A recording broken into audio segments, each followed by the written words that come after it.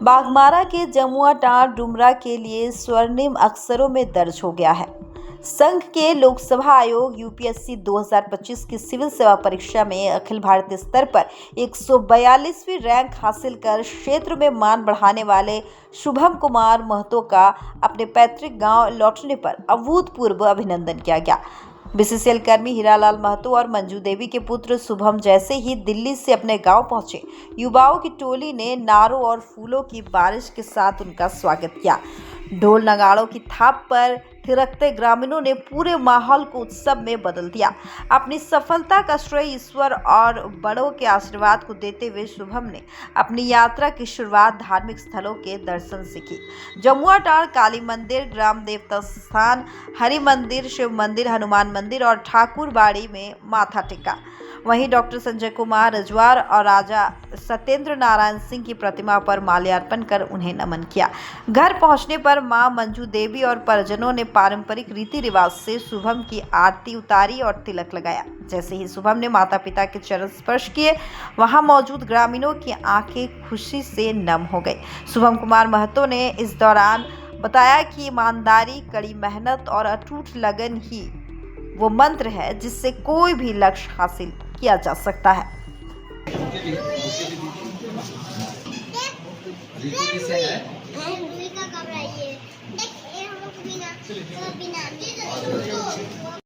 हम लोग के लिए इतना शान की बात है।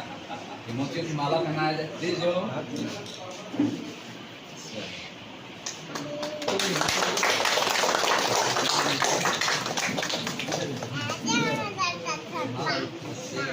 तीनों यही रहना चाहिए।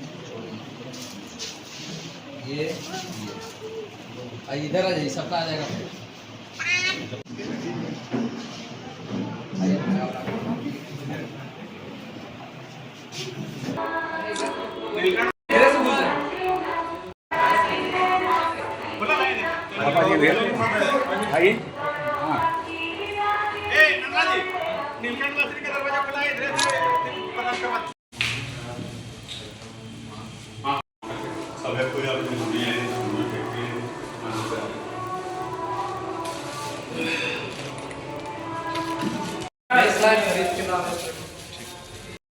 आज मेरे को बहुत प्रसन्नता हो रहा है कि मेरे बच्चे ने अपने पढ़ाई को एक तपस्या की तरह किया है और बचपन से वो मेहनत करता रहा है, कभी भी हार नहीं माना है।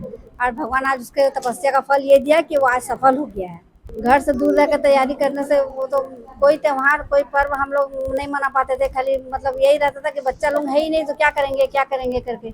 मतलब जब लगता था कि बच्चा आएगा तभी हम लोग का त्योहार है, और बच्चे जब आते थे तभी हम लोग त्योहार की तरह मना लेते थे उसको।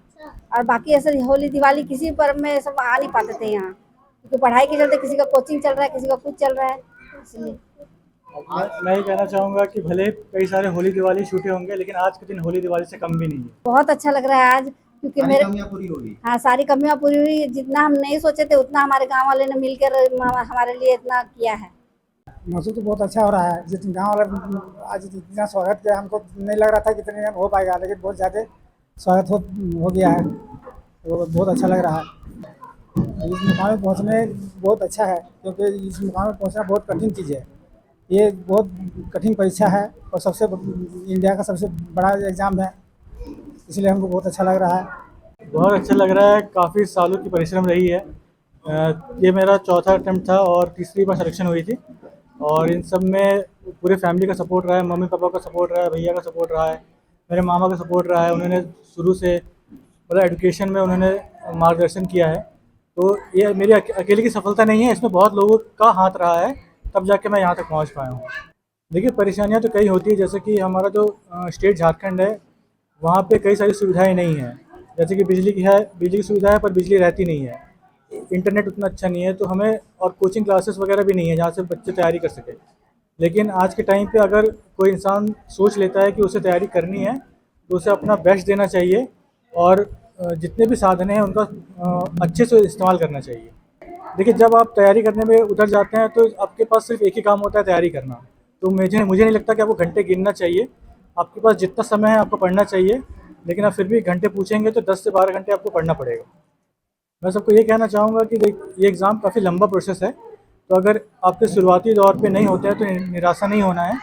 प्रयास करते रहना है। जैसे कि मैं अपने पहले बार में IRMS मुझे मिला था, फिर मुझे IRS मिला था, लेकिन वो एक इच्छा होती है ना कि नहीं, मुझे जो मैंने सोच के इस एग्ज़ाम में उतरा था उसे हासिल करना है, तो वो एक इच्छा होनी चाहिए। तो आपको लगे रहना है, आप कभी ना कभी अच्छे मार्क्स पा के IAS ज़रूर बनेंगे। बहुत अच्छा माहौल लग रहा है और मैंने जितना सोचा नहीं था उतना लोगों ने बढ़ चढ़ के स्वागत किया है, तो उन सबका मैं आभार प्रकट करता हूँ। कि मैंने अपने पहले 2 प्रयास जिसमें मैं इंटरव्यू तक भी गया था, वो मैंने घर पे इसी कमरे से बैठ के दिया था। तो कोविड-19 का समय भी चल रहा था उस समय, तो ये बिल्कुल भी ऐसा नहीं है कि आप घर से तैयारी नहीं कर सकते, लेकिन अब कुछ समय के लिए, जैसे कि मेंस के 1 महीने पहले इंटरव्यू देने के लिए आप दिल्ली जा सकते हैं, लेकिन उसके अलावा 8 से 10 महीने आप घर पे अच्छे से पढ़ाई कर सकते हैं।